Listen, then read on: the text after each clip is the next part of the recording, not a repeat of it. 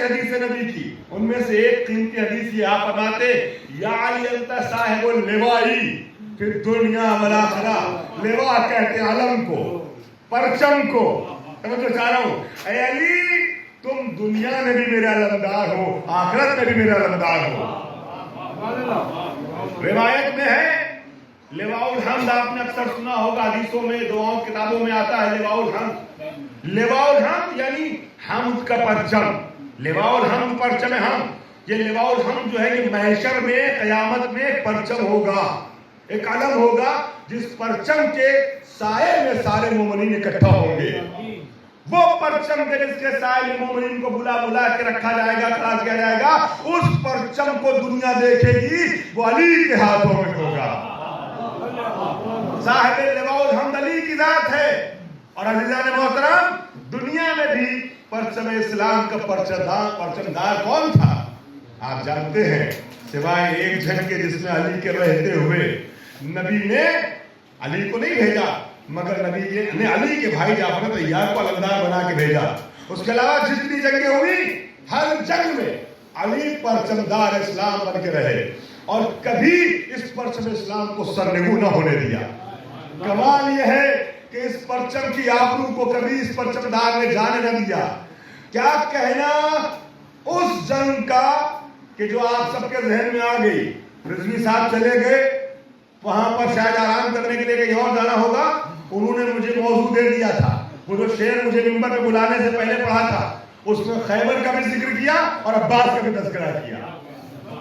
میری گفتگو اسی طریقے سے ہے. پہلے مرحلے میں خیبر پہ چند منٹ. عزیزان گرامی، سب سے نمایاں پرچمداری علی کی خیبر میں دیکھنے کو ملی. بعض و نصیحت کی فضا سے تھوڑی دیر کے باہر آئیے گا، فضائل کی وادی میں چلیے گا، حیدری اور غدیری بن کے سنیے گا. علی یہ مرتضیٰ کے ہاتھ میں پرچم دیا نبی اکرم نے غدیر کے موقع پہ، خیبر کے موقع پہ، خصوصی طور پہ. کب؟ جب 39 دن تک لوگوں کی حسرتیں پوری کروا چکے. جو لوگ تمنائی تھے کہ مجھے بھی مل جائے، مجھے بھی مل جائے، مجھے بھی مل جائے. عزیزان گرامی، ہر جنگ سے بھاگتے تھے تو نبی اسلام سمجھتے ہی نہیں تھے، مگر آج حسرت تھی، پوری کر لو. 39 دن تک عرب کے مختلف قبیلوں کے سرداروں کو علم دیا، لیکن ہر روز گئے اور واپس آئے اور یہی کہتے تھے. لشکر کہتا تھا، آپ نے علماء سے سنا ہے جملہ، لشکر کہتا تھا سردار بزدل، سردار کہتا تھا لشکر بزدل. توجہ نہیں ہے، اگر سننے کو آمادہ ہے تو ذرا سا غدیری ماحول بنا دیجیے گا. لشکر کہتا تھا سردار بزدل، سردار کہتا تھا لشکر بزدل. عزیزان گرامی، یہ قصہ 39 دن تک چلتا رہا. یہ کہتے تھے سردار کہ وہاں فوج بھاگی بھاگی تو میں کیا لڑتا، میں کیا اکیلے دکھتا. لوگ کہتے تھے جب سردار صاحب پیچھے ہٹ گئے تو میں کیا لڑتا. 39 دن تک یہ ہو گیا. اب جملہ حوالے کر دوں. قریب تھا خطابت کی دنیا کا مشہور جملہ، قریب تھا کہ اسلام کا 40واں ہو جائے.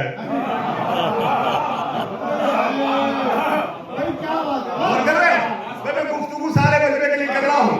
میرے نوجوان بھائیوں، خیبری بن کے سننا، حیدری بن کے سننا. قریب تھا کہ اسلام کا 40واں ہو جائے. کیا نبی نے یہ اعلان کیا خیبر کی شب میں، 40ویں رات نبی نے یہ اعلان کیا، میں کل علم اس کو دوں گا. لَأُعْطِيَنَّ غَدًا، توجہ چاہ رہا ہوں، لَأُعْطِيَنَّ الرَّايَةَ غَدًا رَجُلًا جَبَّارًا غَيْرَ فَرَّارٍ يُحِبُّ اللَّهَ وَرَسُولَهُ وَيُحِبُّهُ اللَّهُ وَرَسُولُهُ.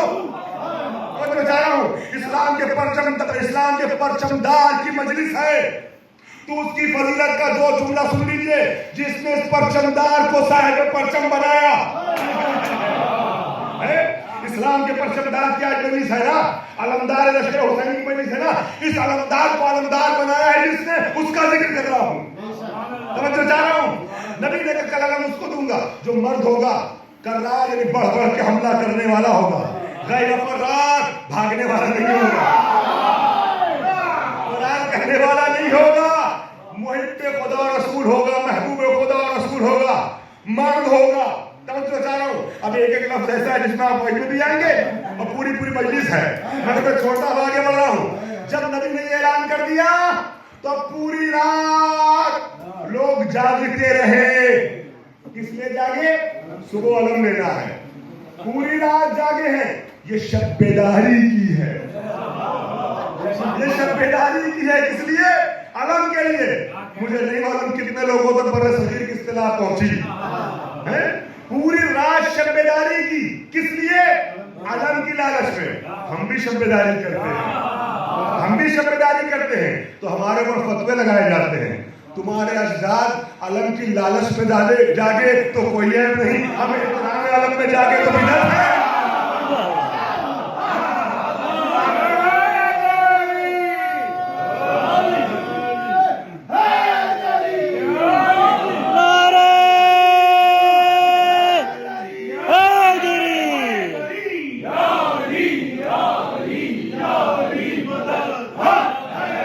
محمد والے محمد صلی اللہ